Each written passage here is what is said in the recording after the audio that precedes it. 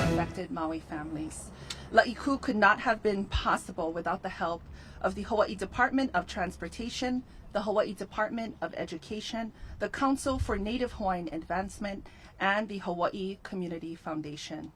So mahalo to all of our partners for making this project a reality for our Maui ohana. And it goes without saying that we also deeply mahalo Mayor Bissen and his team.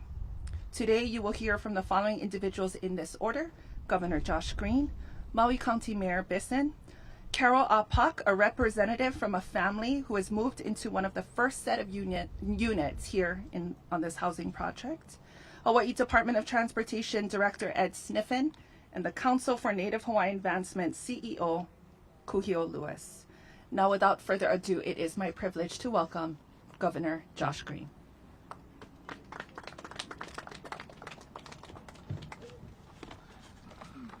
Aloha. Mostly this is for you, for the Apuk family. Thank you for being a part of this. It has been an incredible challenge for so many families. Over 3,000 families lost homes on the day of the fire 1 year ago tomorrow. So it's been 365 full days since the fire hit Maui. So we want to highlight just some of the efforts and mahalo people today. We're grateful to see you. We're grateful to see you in good health. We wanted to be a part of this small blessing with you at Laiku because it is about rebuilding.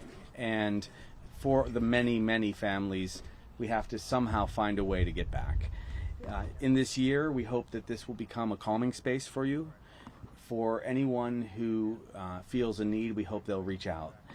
You have a beautiful family, so thank you for sharing them with us today. We're going to continue to focus our work between the mayor's team and CNHA, all of our departments. We're going to continue to make sure we build homes. This is just the absolute beginning, and I think everyone needs to know they will see houses now here in the second year of the recovery. The first year was about survival. The second year will be about rebuilding, and there will be thousands of homes built now. These houses are some of the first houses that are built. So we're grateful to see you here. We want to see everyone heal, and we know it's going to take so much time. The first two families began moving into Laiku on July 23rd, and two more families, as we see, are moving in right now. The additional units will come in August, throughout this month, and in September. I just really want to profoundly thank Mayor Bissen, who has worked day and night to try to find ways to help us recover. We have been grateful to see each step of the recovery, and we know it's slow, but we want to do all that we can, essentially faster than anyone else has done in other places where such tragedies have occurred. So you have our commitment, whether it's Ed Sniffen, our director, Kuhio, who's had a heart of gold, Mike Akane at the Hawaii Community Foundation, who's been fundraising and making sure that projects can come to fruition. We just want you to know that we'll do all that we can. So it's with love that we are able to share this moment with you, and I hope that the other 3,000 families will all see another way to get into a home in the coming weeks, months, and year. Mahalo for everything. Aloha.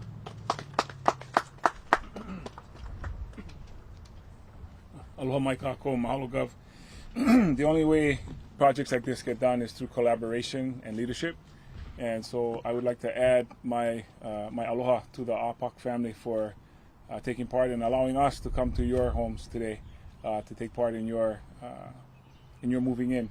The leadership I was speaking of is, of course, our governor, his assistants through his departments of transportation and education, as well as CNHA, one of our partners, and the Hawaii Community Foundation. I'm very grateful to the Lahaina community for allowing us to take part in your rebuilding. As Governor says, this is the beginning. There are others that will come, other units. There are 4 more that will come here, I believe, on Friday.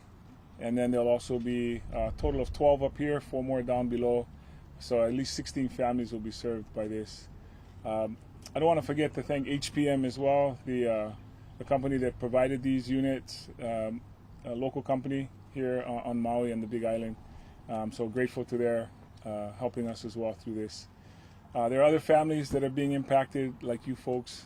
There are 20 families right now that are rebuilding their homes in the impact zone right now. Another 48 permits that have been approved, and another 130 that are in the queue ready to get approved. So I did want to also thank all the folks responsible for putting in the infrastructure that's making it possible for that to happen. And the Gov has a huge project coming up, Kala'iola, above Fleming Road, as well as Kilohana from FEMA. So we're grateful for all the work that's being done and the speed with which it's being done, so we can address this as soon as possible. So I join the governor, I join all of our partners in thanking them and hoping for a continued collaboration as we move forward with all of this. And again, welcome to your homes. Thank you.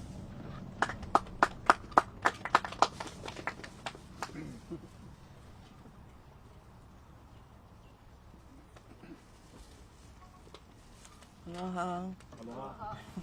I just wanted to say thank you for having a place for us to live. This is our 6th move, so hopefully we're hoping it'll be our last until it's time to rebuild. Our planning is in permitting, so we're just waiting for our permit and we can rebuild. So I just like to thank everybody for all your help. This is good. At least now we know we'll be stable place to live. Thank you.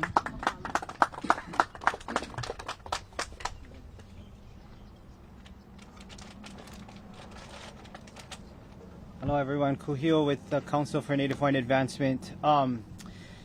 This project came about, it truly is a collaboration. You know, it came about because we were, quite honestly, we were looking at how we can support families, and paying these rental prices were just getting out of hand. And we figured, why not put our resources and the resources of those that wanted to support Maui towards something a little more stable long term. And so we reached out to various partners, State of Hawaii, Department of Transportation, even Maui County, and we went after the low-hanging fruits. And those were properties that had infrastructure already. Roads, it had sewer, had electric, and all it needed was a home on it.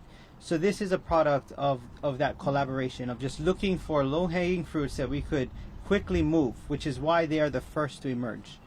But this kind of stuff doesn't happen without cutting through red tape. So I really want to recognize the governor's office, the state. You know, it's not often that you can move this quickly in collaboration with them. So it really is a testament to people coming together to support this. Also, the Maui County, phenomenal. You know, when you look at the typical permitting process to get anything approved, it's usually a couple years. So this moved very quickly, and it's because of the county, because of the state collaborating with philanthropy, particularly Hawaii Community Foundation, who put up quite a bit of the resources to build these units. So, you know, the hope for CNHA is that we can get some of the members of our community that have left our islands to come back. And the only way to do that is ensure that there's inventory here that they can live in, because housing is critical. It's a critical to the foundation of stability. And so we're going to continue our efforts to support and uplift Maui. We continue to look at ways to innovate and to ensure that the recovery process is as smooth as possible and as supported as can be from our lens. So thank you for being here, and my aloha to the families that will soon live here. In summary, there are 16 homes, 2-bedroom units that will be built here. These are the first 4 units. There's another 4 right around the corner. Within days will be arriving here. You can see the pads already ready for the houses to get dropped. But this project, these 16 homes, will be fully operational by September. So we're looking forward to welcoming all 16 families by that time. So mahalo for being here.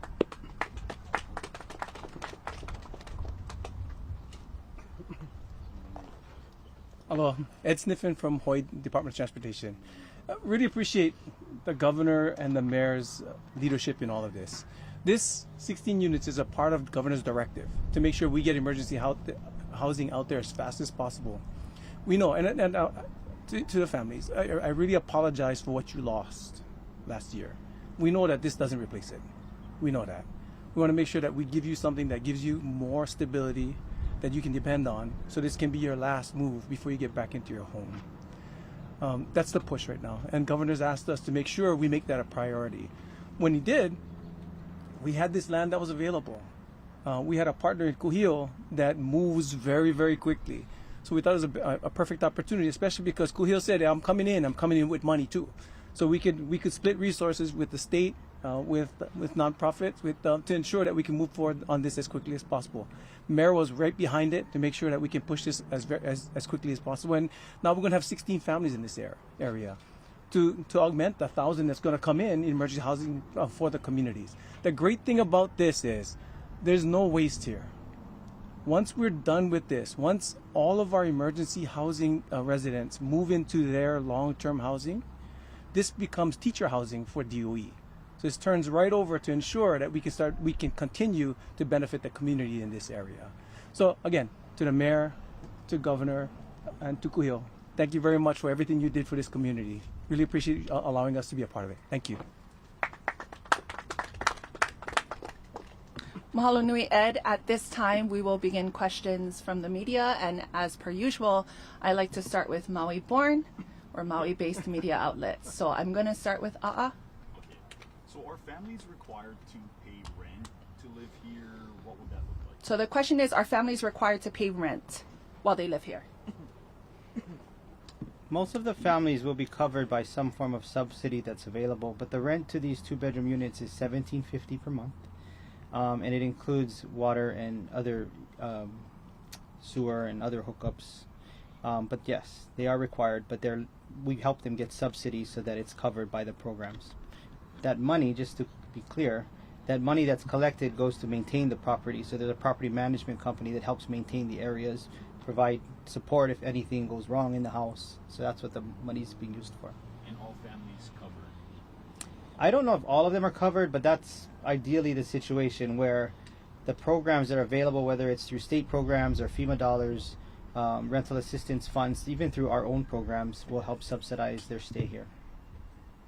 Yeah, I would only add, just to support what Kuhio said. So if families have need, they should simply speak up. We set aside $100 million through the Temporary Assistance for Needy Families program, TANF. That will pay for 4 months of rent right off the bat, no matter what, if people are in need. And we'll just continue to support people until they receive their much needed resources for what they lost. And that's coming too. We can probably talk about that as people would like me to. Yeah. Yes. Ed, are you good? Okay. Okay. Our next question, I'm going to go with Maui now. Yes. Okay, so JD? Yes. Do the homes come with furniture or appliances? Anything else? Question is around furnishing in the homes. Does it come with it or not? It does. There are some families that have opted to bring in their own furniture, but a lot of the furniture that you'll see, and we'll let everybody go take a look inside, is donated furniture. CNHA supplemented it. We bought what we could at Ross to help make them whole. But yeah, the homes are coming furnished unless they ask it not to be furnished. So that includes washer dryer, that includes basic furniture, a dining room table, beds, things like that. Are they able to keep those? Yes. After? Yes. Repeat it. Could you on the mic, please? The question was whether they get to keep the furniture. The answer is yes. Most of the furniture, again, has been donated for the purposes of supporting survivors. Ready? I'm going to move to Civil Beat. Marcel. So Ed may have just touched on this, but I'm curious how many total emergency temporary units are in the works, when you expect to have that total amount done, and also if you could give me a sense, the governor alluded to the 3,000 families, get just a better sense of where many of those families have gone since they left the resort. So question is around confirming the total number of housing units and breaking that down, and then also where are all of those units located? And where have people gone from? And where have people gone post-resort, post-hotel stays? Post-hotel. So it's a broad question. Okay, so first of all, there was 3,071 families after the day of the fire that needed to go into the hotels because we didn't have anywhere else. They didn't have a relative or a second home to go. So over the course of 11 months, those 3,071 families gradually moved. Some people and in fact, many people moved several times as properties became available. Almost all of those families moved into long-term rentals, some of which were already in places, long-term rentals all across Maui. Many were short-term rentals that were converted, and those dollars came from the federal government and the state to pay what was the going rate for short-term rentals. Tended to be between $6,000 and $7,000 a month. As you can see, it's a much better solution to have a person's home not have to move. Also, the costs are much less, and as Kuhio said quite intelligently, now we have a property instead of spending $6,000 or $7,000 times 12 months. Not efficient. Now, the 1,044 homes that are being built as we speak, I can break it down a little bit. The state's doing 450 transitional homes. They are 1, 2, and 3 bedroom homes at Kalaiola, just over by the bypass road. FEMA, right next to that, we're calling it Kilohana. That's 169 homes. The county has a property, Mayor, it's called Maui Laie, yes, Laie, which has 175 units, which we acquired and have been, improved so that they will be houses for people. There's another project going on between Hawaii Community Foundation and the state, very likely over at Maui Land and Pine. So that's another 214 units. So it adds up ultimately to 1,044 units, which will be done over the course of a year in a rolling fashion. So you'll see some of them come up in August, some in September. Many of them will be done before the new year. And then people can be there and be stable in those 1,000 homes and not have to be in long-term rentals. So that's one large piece. In addition to that, the mayor, as you've heard, is expediting permits so people can rebuild their homes down where the fire occurred. And we passed legislation to encourage people to build ADUs, alternative dwelling units, so that they can have an additional home on their property when they rebuild to rent or share with other people that were displaced. So that's the general structure of what's going on. And I will say this, we're going to do all that we can to make sure people don't have to pay rent until they recover, until they rebuild their own homes. What we are anticipating is a very significant amount of resource now coming back to families that lost their home, God forbid lost a loved one, or just were renters and were displaced. And those resources are being finalized now through the settlement, which was a $4 billion settlement with all of the lawsuits that occurred, so that a family, if they didn't get insurance monies, can now get the money to just begin to rebuild immediately. Quick follow-up. What does that look like when those families are getting the assistance? Are they going to FEMA? What do you want them to know once they kind of get situated in one of these? Are they assigned like a caseworker that's making sure, hey, these are some of the subsidies that you're available to get? Okay, so yes, I'll repeat the question. So how do families get into a house here or a house over at Kalaiola and so on? Well, there's a big partnership. One way is we've been relying very heavily on Hawaii Community Foundation and CNHA to help guide us, to assign people to a quick process. We've already had over 600 applications for the 450 homes that are going to be finalized by the state. If you drive by, I think we'll actually be showing some of them in the next 2 days. The first set look a little bit futuristic, which is an interesting Jetson situation, but it's a home, and they're quite nice. So those applications are getting processed in real time and approved. And so as the houses are finished, in people will go. And so we'll be moving people out of the long-term rentals into homes so that they can just stay there as long as necessary until they rebuild their house.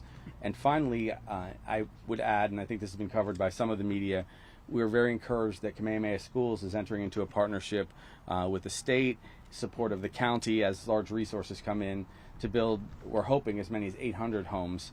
It's a larger project, longer term, but that again adds significantly to the inventory. These are big questions for the county council and the mayor to choose where to build and where we get the water, so we're going to defer to them. But a lot of housing is going to be going up in the next, say, month to 3 years. You're going to see an incredible amount of housing built.